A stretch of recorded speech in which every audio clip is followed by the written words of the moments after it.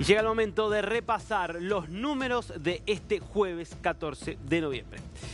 215 detenidos en Corea del Sur en un operativo realmente impresionante en contra de una banda dedicada a estafar y a robar dinero a partir de criptomonedas.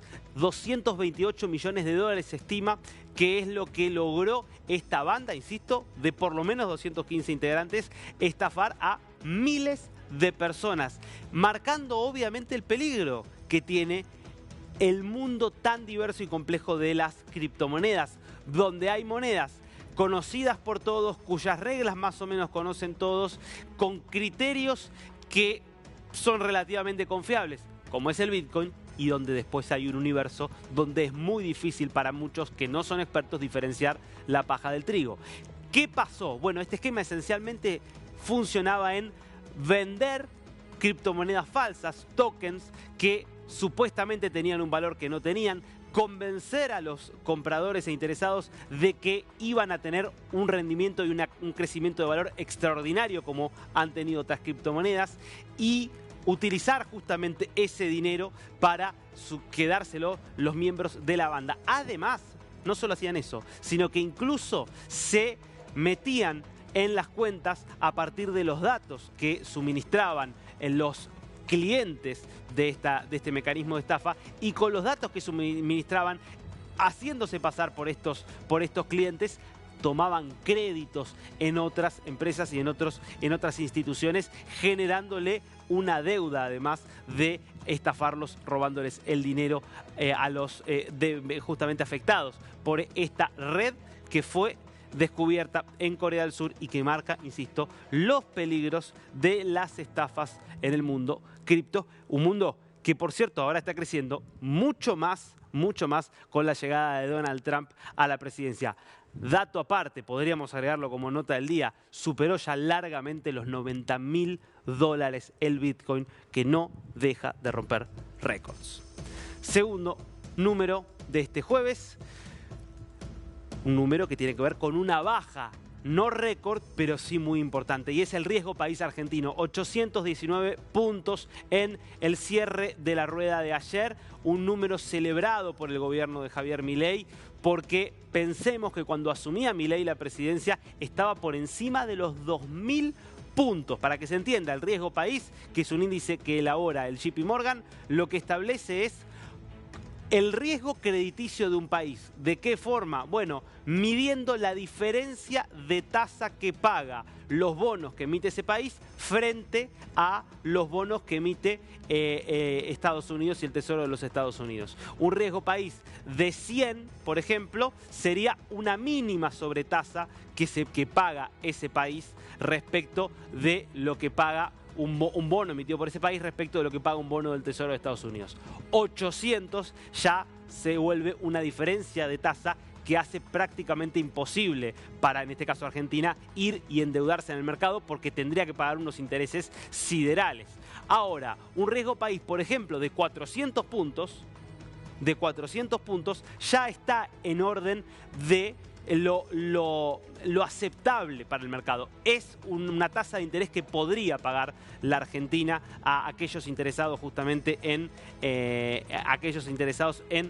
comprar bonos argentinos, y que entonces le permitiría a Argentina volver al mercado internacional, no para endeudarse por endeudarse, sino para cambiar la deuda que tiene por nueva deuda, y sobre todo hacer lo que hacen todos los países, lo que se conoce como el rollover de la deuda, es decir, nunca pagar con fondos propios la deuda, sino ir tomando crédito viejo por crédito nuevo, crédito barato en la medida de lo posible por cambiarlo por crédito caro, y que de esa manera no se vuelva un problema para las propias arcas públicas justamente el endeudamiento. Bueno, estamos cada vez más cerca. Pensemos que, insisto, Argentina empezó el año con 2.000, ya estás en 800, no estás muy lejos de niveles que permitan a Argentina volver al mercado de deuda. Buena noticia entonces para la economía argentina.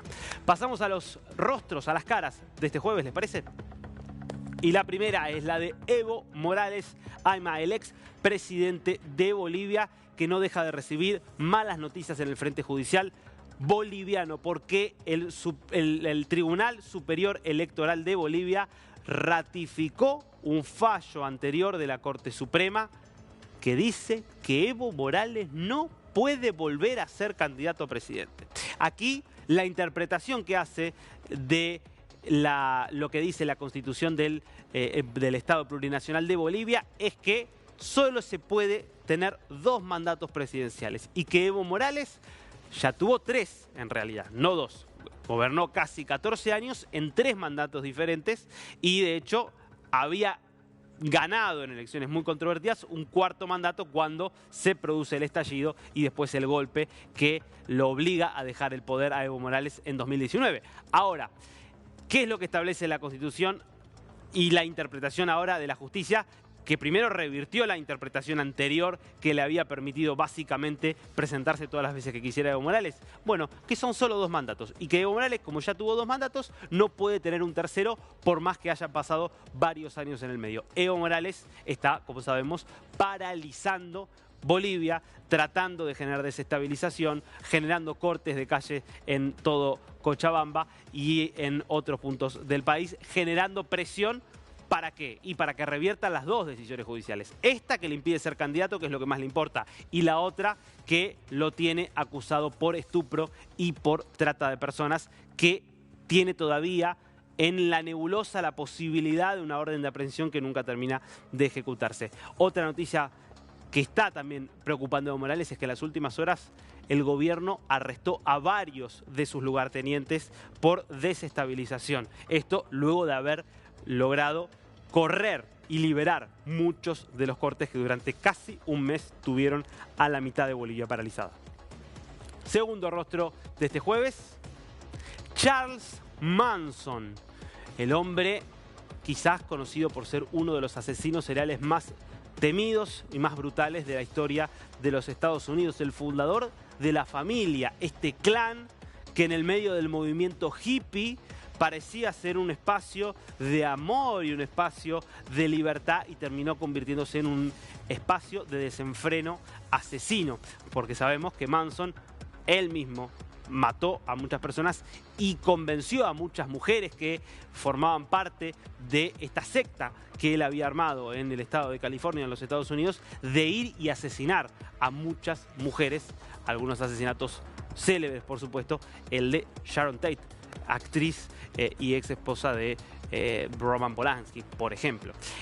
Bueno, ¿qué es lo que nos acabamos de enterar de Manson? Que fue arrestado en el 69 y murió en prisión en 2017, que según grabaciones inéditas que están dándose a conocer ahora, a partir de una nueva serie que se va a conocer y se va a difundir sobre Charles Manson, en esas grabaciones Manson confiesa que había cometido crímenes antes de los que se conocen. Crímenes en México.